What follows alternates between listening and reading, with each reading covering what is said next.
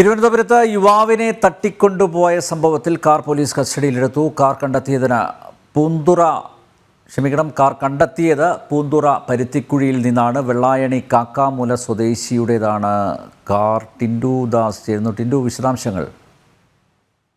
ഇന്ന് പുലർച്ചെയാണ് തിരുവനന്തപുരം അന്താരാഷ്ട്ര വിമാനത്താവളത്തിൽ വന്നിറങ്ങിയ യുവാവ് ഓട്ടോറിക്ഷയിൽ പോകുന്ന സമയത്ത് യുവാവിനെ തട്ടിക്കൊണ്ടു പോയതായിട്ട് ഓട്ടോ ഡ്രൈവർ പരാതി നൽകിയത്.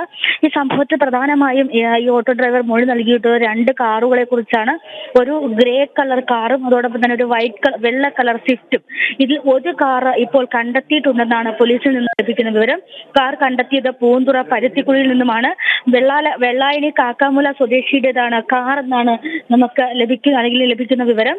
കാറ് വാടകയ്ക്ക് നൽകിയതായിരുന്നു ഉടമ. ഈ കാർ ഉപേക്ഷിച്ച സ്ഥലത്തെ CCTV ദൃശ്യങ്ങൾ ഇപ്പോൾ പോലീസ് പരിശോധിച്ചു വരികയാണ്.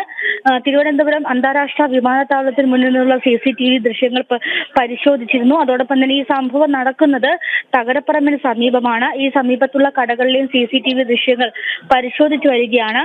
ഏറ്റവും പ്രധാനപ്പെട്ട കാര്യമെന്ന് പറയുന്നത് ഈ തട്ടിക്കൊണ്ടുപോയി എന്ന് കരുതപ്പെടുന്ന ആള് വിമാനത്താവളത്തിൽ നിന്നും ഇറങ്ങി വരികയായിരുന്നു. പക്ഷെ അയാളുടെ കയ്യിൽ വലിയ ബാഗുകളോ അല്ലെങ്കിൽ അത്തരത്തിലുള്ള യാത്ര കഴിഞ്ഞു വരുന്ന ഒരു രീതിയിലല്ലായിരുന്നു എന്നാണ് ഓട്ടോ ഡ്രൈവർ പോലീസിന് മൊഴി നൽകിയിട്ടുള്ളത്.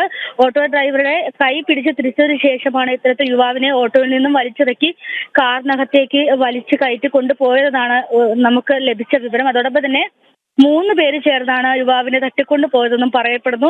ഇതുമായി ബന്ധപ്പെട്ട വഞ്ചൂർ പോലീസ് കൂടുതൽ വിവരങ്ങൾ ശേഖരിച്ചു വരികയാണ്. തമിഴ്നാട്ടിലേക്ക് പോകുന്ന അല്ലെങ്കിൽ തമിഴ്നാട് സ്വദേശിയാണ് ഇത്തരത്തിൽ തട്ടിക്കൊണ്ടു പോയതെന്നാണ് ഓട്ടോ ഡ്രൈവർ പോലീസിന് നൽകിയിട്ടുള്ള മൊഴി. അനിൽ നമ്പർ.